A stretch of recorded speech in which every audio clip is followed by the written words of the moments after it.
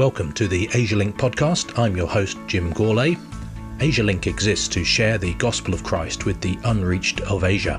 We do this by supporting, training and encouraging Asian believers to share the gospel within their own cultures. This is episode 22 about the day of the judgment of the Lord of the Dead.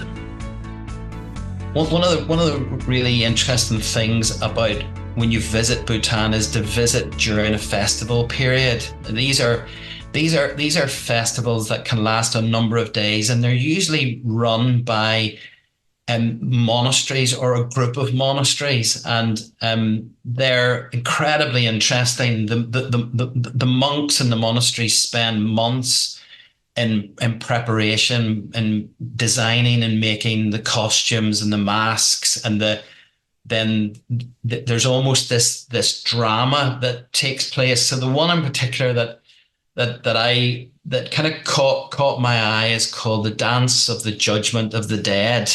If you can picture this monastery and this courtyard, in the center of the courtyard there's a fire. It's dark, and gathered all around are all the people from the local villages. People flock from all the mountains. They come down and they sit around this fire and they watch this performance. Now it's a performance with spiritual lessons built into it. So the monks are trying to teach. Personally, I think it's more than teaching. I think they're trying to create fear into the local people to entice them to be better Buddhists, to give more, to be better followers. And there's a sense of fear built into many of certainly into this particular festival.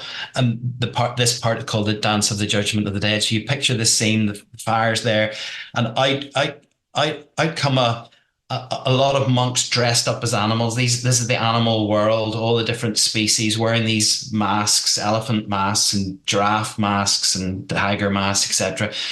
And they dance around. This is all of creation. And then after a series of kind of bangs and drums and sounds of the trumpet, they push out this great character out from the temple wearing this red mask with, I think it's maybe 6 skulls, human skulls built around the edge of the mask. And this person, this is the Lord of the Dead. This is what you would call, this is Satan. This is the devil incarnate. And he dances around kind of, joking with the people who are watching and creating kind of fear as well. He's a formidable character. And then out comes this young monk. So this young monk, maybe in his late teens, and he's almost acting as if he's a balance. He's got a bag of stones in one hand and he's got a bag of stones in the other hand. And this represents the good in his life and the bad in his life. The white stones in his right hand, the black stones in his left hand, or something like that. And he's got these in his hands, and he presents them into the hands of the Lord of Death, this masked figure with the skulls. And the masked Lord, he's the judge. He's the one judging the deeds of the human race. And so he balances, he acts like a kind of a clown dancing around in front of the fire and in front of the congregation of people. And he's as if he's weighing the good deeds against the bad deeds. Has the young monk done enough? Has he done enough good things? Has he done too many bad things? What's going to be his outcome? And after a lot of banging and a lot of ceremony, etc., and drama, this plume of fire comes out of the little central fire pit in front of them. And this screen appears, and it's like the young monk has been thrown into the fire and burned because his bad deeds outweigh his good deeds. And it's an amazing drama, a terrible, awful drama to see, because it's, of course, picturing the devil as the judge and people's salvation depending on their good works and their bad works. There's no sign of hope. There's no sign of grace. There's no sign of forgiveness. It's just your good outweighing your bad. And it's a tragic reminder, I suppose. It was a very visual, tragic reminder of the need of the gospel, the need of grace and hope and Jesus and salvation and all of those things. But that's a very visual picture that you'll see at a festival in Bhutan. It's interesting that they pick a monk for that, a young monk who might be, in many people's minds, one of the most likely people to make the cut. You know, I can imagine a lot of ordinary folk there doing their ordinary job, farming or whatever, will think, well, the monk should have, he's doing all his religious stuff, he should have. What chance have I got then as a result? Yeah.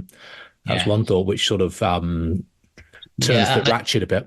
Yeah, it does, and I think that's what I said at the beginning. I think certainly from the one or two festivals that I've observed in Bhutan over the years, it's definitely that idea of creating fear in people to drive them to be better Buddhists, to drive them to the monastery. You know, I mean, if a monk isn't going to make it, you better pull out all the stops. You know, that's the feeling that I got that it was to create uneasiness and fear. There's another couple of thoughts of them, one of which is you've already brought out the fact there's so much missing from there and so much that's wrong. You know, God is the judge, not the devil. We receive our forgiveness by faith, not by works. If it was down to works, we'd all fail. There's no doubt about that, as Scripture says. So there's lots that's wrong. But on the other hand, like other religions, there's elements of truth within it as well that provide something of a hook, which I wonder if our partners would tap into it all, really, because there's still the idea of judgment, isn't there? There is an idea that, yeah, we all, have a mixed record. There is a day of accountability. That's a reality, and there's a reckoning. There's a life after this one, or there's a hell to be avoided and a heaven to be gained, as it were. So there's elements of truth, even though it's profoundly wrong. Yeah, that's an interesting thing we see across different cultures and different religions, where there seem to be still elements of the truth that's still sort of implanted in humanity, but often it gets distorted, and we see both the distortion as well as some of the original sort of truth that's embedded in each one of us. Don't know what you think about that. Yeah, no, absolutely. Yeah, it's very interesting, isn't it? Yeah. Great. Well, that's great. That's a really interesting story. Yeah. Thank you for listening to the AsiaLink podcast. Don't forget to subscribe and share with friends. If you like this podcast, please leave us a 5-star review and join us again next time.